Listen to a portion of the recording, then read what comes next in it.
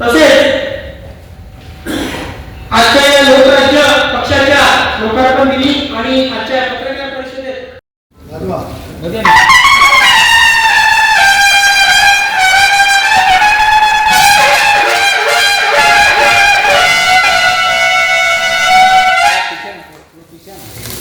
तुम आगे आओ ना। अरे नहीं आगे में घूमने आओ।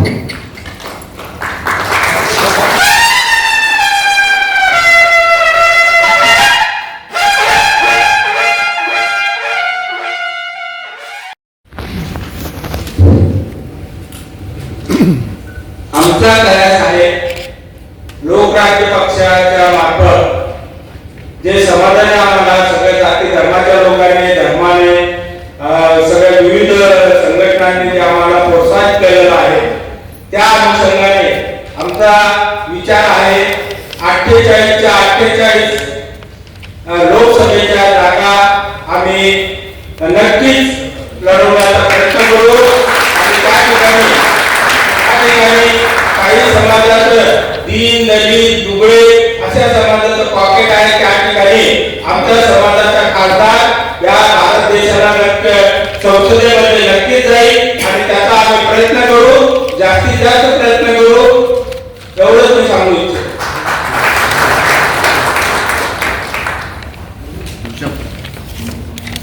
पार्टी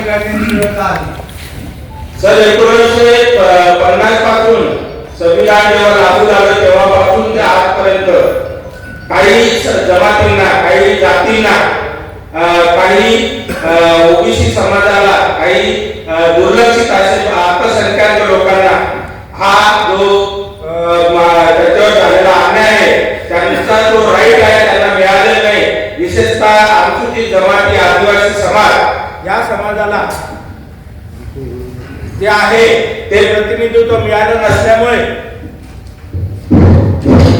प्रतिनिधित्व जेवढं हवं तेवढं मिळाले नसल्यामुळे त्याच्या एका आम्ही जवळपास समाज संघटना चालवत होतो. 2-4 आमच्या समाज संघटना आहेत. मी स्वतः 45 वर्ष समाज संघटनेत काम केलेलं आहे.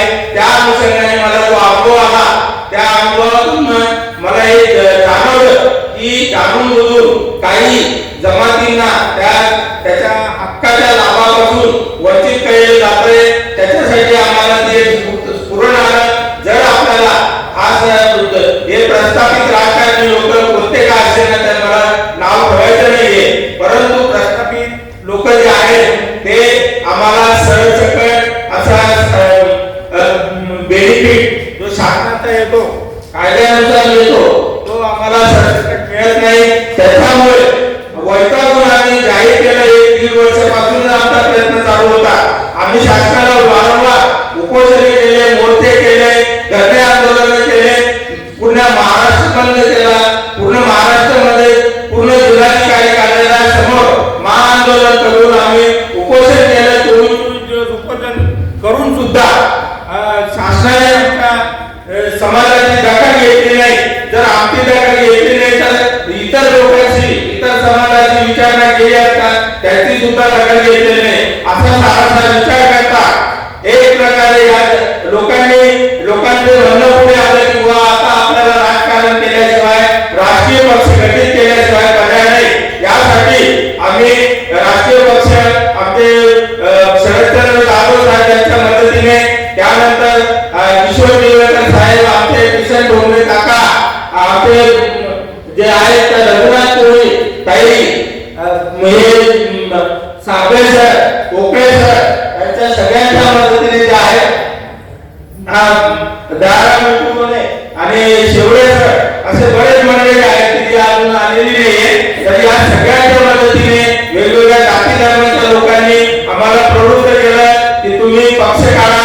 पक्षाच्या मार्फत आपण आपला राईट जो आहे तो मिळवण्याचा प्रयत्न करू.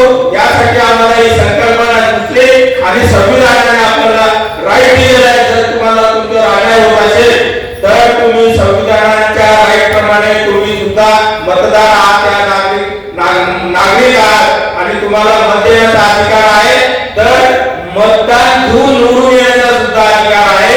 असं जेव्हा आम्हाला कळलं समजलं अभ्यास केला त्यानुसार आम्ही हा लोकराज्य पक्ष गठीत तरी त्याला जो सर्वव्यापी पक्ष आहे, कोणत्याही जाती धर्माच्या नावाचा पक्ष नाही. लोकांनी लोकांसाठी जे केलेलं लोकराज्य म्हणजे लोकशाही. लोकशाही आहे ती. लोकशाहीचा अर्थ त्या लोकराज्यामध्ये समाविष्ट आहे. Democracy is the people, for the people, by the people, that's for Lokrajya. तर अशी संकल्पना या लोकराज्य पक्षाची आहे. ती आम्ही पूर्ण भारतभर जे आहे ते प्रसारित होणार. हे राष्ट्रीय पार्टी असून, राष्ट्रीय पक्ष असून भारतभर पोहोचलेला आहे. त्या अनुषंगाने आम्ही काम करणार आहोत. सगळे जनतेने, सगळ्या समाजाने, सगळ्या धर्माने साथ द्यावी ही आम्ही अपेक्षा करतो. जय हिंद, जय महाराष्ट्र, जय भारत, जय संविधान, डॉक्टर बाबासाहेब आंबेडकरांचा. किती जागा निवडून येतील? उमेदवार किती उभा करणार आहात आणि किती निवडून येतील? उमेदवार आम्ही 48 उमेदवार उभं करणार. त्या ठिकाणी ज्या जाती धर्माचं वगैरे त्याच्यावर तर आपल्याला काही करता येते, परंतु ज्याचा समाज, ज्याचा जितका वाटा त्या विभागात आहे, त्या मतदारसंघात आहे, तो उमेदवार आम्ही तिथं देणार. कोणत्याही समाजाचा असू द्या तर त्याला तिथं आम्ही संधी देणार.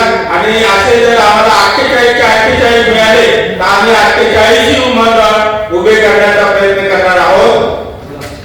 सध्याच्या परिस्थितीमध्ये काय पार्टीचं ध्येय संविधानानुसारच आहे. लोकांनी लोकांसाठी चालवलेलं लोकराज्य, सगळ्यांचा विकास हाच आमचं ध्येय आहे. आणि जे आहे गरीबात गरीब लोक म्हणजे रूप पर्यंत लोकांपर्यंत शासकीय योजनांचा फायदा पुरवणं, शैक्षणिक त्यांच्या मुलांचं शिक्षण होणं, त्यांना नोकरी लागणं, त्यांच्या आरोग्याच्या दृष्टीने त्यांना सुविधा मिळणं आणि शिकल्यानंतर त्याला 2 पैशाचं उदरनिर्वाहाचं साधन, नोकरी वगैरे हे सगळं मिळणं हा उद्देश त्या पक्ष गठीत करण्याच्या मागचा आहे. त्यामुळे सगळ्यांना न्याय मिळेल हा आमचा दृष्टिकोन आहे. सध्याच्या स्टेज महिलांना किती